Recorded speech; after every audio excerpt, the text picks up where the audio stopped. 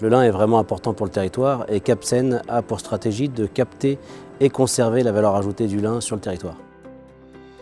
Le lin est principalement cultivé en Europe de l'Ouest et plus particulièrement sur nos terres normandes, première région productrice au monde. C'est une plante formidable dont chacune des parties est valorisable. Après la récolte, les fibres sont extraites de l'enveloppe externe de la tige. C'est le teillage.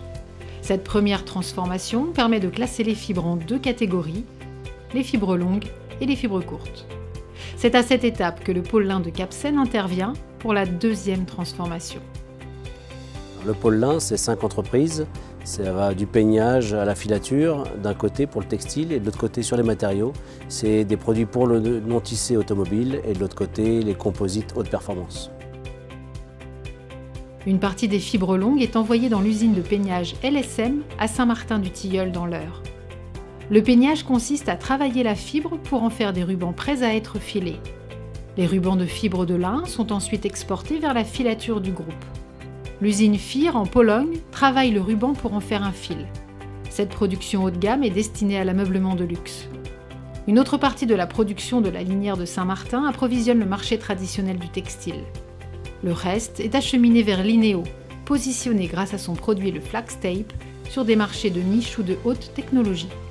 C'est ainsi que des fibres de lin Capsen entrent aujourd'hui dans la composition de coques de bateaux, d'instruments de musique ou d'équipements automobiles. En parallèle, l'usine Éco-Technilin, située à Valiquerville en Seine-Maritime, travaille les fibres courtes et certaines fibres longues. Elle transforme la fibre végétale en équipement automobile, litière pour animaux de compagnie, feutre pour l'isolation phonique ou filtre à métaux lourds. Dans tous les cas, du champ au produit fini, la traçabilité est maîtrisée. Une culture française et une fabrication européenne pour répondre aux besoins des marchés présents et à venir, ainsi qu'aux enjeux du territoire. Dans le pôle lin, il y a une division textile qui est plutôt stagnante en termes de volume de marché et une division composite, matériaux, qui est plutôt en forte croissance avec une demande plus importante de jour en jour.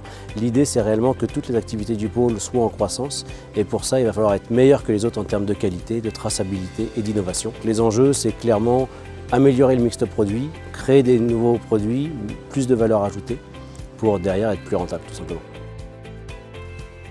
L'innovation, c'est le fer de lance du pôle lin pour créer de la valeur. Pourquoi il faut faire de l'innovation ? Eh bien, tout simplement puisque les marchés actuels ne sont pas forcément extensibles à l'infini et donc il faut pouvoir trouver de nouveaux marchés, répondre à des exigences de nouveaux industriels pour se diversifier au maximum. On organise l'innovation au niveau transversal, du champ jusqu'au produit, que ce soit du fil ou du composite, ça nous permet d'avoir toutes les compétences en interne. Les performances du lin, elles vont pouvoir être de plusieurs types selon les marchés visés. Par exemple, au niveau des articles de sport, le lin va pouvoir apporter des performances d'absorption de vibrations qui vont améliorer le confort du sportif dans l'utilisation de son matériel. Dans l'automobile ou par exemple dans l'aéronautique, ça va être plutôt les performances d'allègement apportées par le lin. L'allègement, on va le retrouver dans les pièces d'intérieur des véhicules principalement, que ce soit dans l'habitacle ou dans le coffre. Et dans l'aéronautique, on va pouvoir retrouver des performances d'allègement du lin dans par exemple des chariots de distribution de repas. Le lin a tellement de qualités différentes que le champ des possibles est énorme. Le rapprochement avec Éco-Technilin nous permet de pouvoir bénéficier de leur savoir-faire industriel et de bénéficier d'outils et d'expériences dont ils disposent pour mettre en place un management de la qualité au sein de notre branche.